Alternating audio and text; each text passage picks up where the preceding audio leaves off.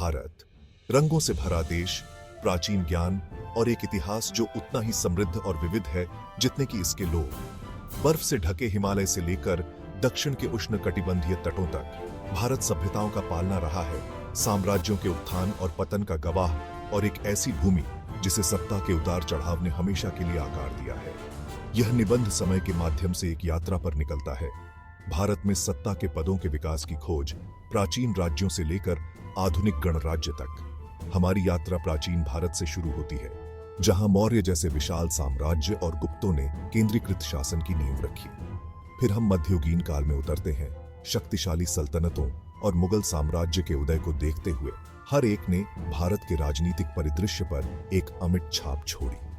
British east India company का आगमन एक महत्वपूर्ण मोड़ है, जिसकी परिणति ब्रिटिश राज की स्थापना में हुई। औपनिवेशिक शासन का दौर जिसने भारत की शक्ति संरचनाओं को गहराई से प्रभावित किया। अंत में हम आधुनिक भारत पर पहुंचते हैं, उपनिवेशवाद की राख से पुनर्जन्म लेने वाला राष्ट्र। हम स्वतंत्रता के बाद की शक्ति संरचना का पता लगाएंगे, लोकतंत्र और संघवाद पर अपने जोर के साथ, और अद्वितीय राजनीतिक परिदृश्य जो भारत के विविध राज्यों की विशेषता है। इस पूरी यात्रा के दौरान हमारा सामना सम्राटों से होगा, और सुल्तान, वायसराय और राष्ट्रपति सभी इस उल्लेखनीय भूमि की नियति को आकार देते हैं। प्राचीन भारत ने शक्तिशाली साम्राज्यों का उदय देखा जो पूरे उपमहाद्वीप में फैले हुए थे। चंद्रगुप्त मौर्य द्वारा स्थापित मौर्य साम्राज्य चौथी शताब्दी ईसा पूर्व में एक प्रमुख शक्ति के रूप में उभरा। एक चतुर रणनीतिकार और दूरदर्शी नेता चंद्रगुप्त ने अपने सलाहकार चाणक्य के साथ मिलकर एक खंडित भारत को अपने शासन में एकजुट किया।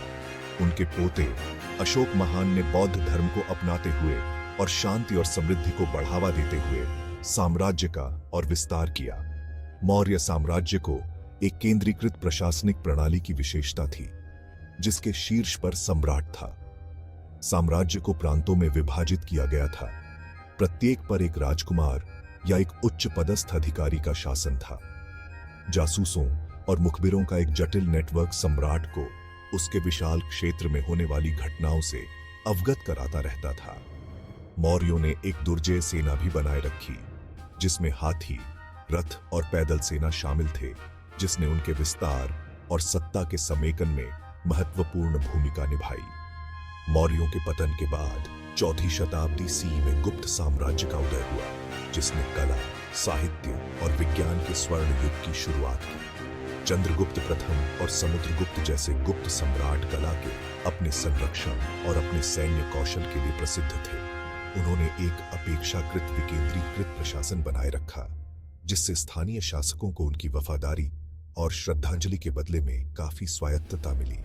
गुप्तों ने व्यापार और वाणिज्य में उत्कृष्ट प्रदर्शन किया, समुद्री मार्गों की स्थापना की जो भारत को दक्षिण पूर्व एशिया और उससे आगे तक जोड़ते थे। इस काल में हिंदू धर्म और बौद्ध धर्म का विकास हुआ, जिसमें भव्य मंदिर और मठ परिदृश्य को सुशोभित करते थे। गुप्त युग प्राचीन भारतीय सभ्यता के एक उच्च बिंदु का प्रतिनिधित्व करता है, जो मजबूत नेतृत्व और एक जीवंत सांस्कृतिक लोकाचार की शक्ति का प्रमाण है।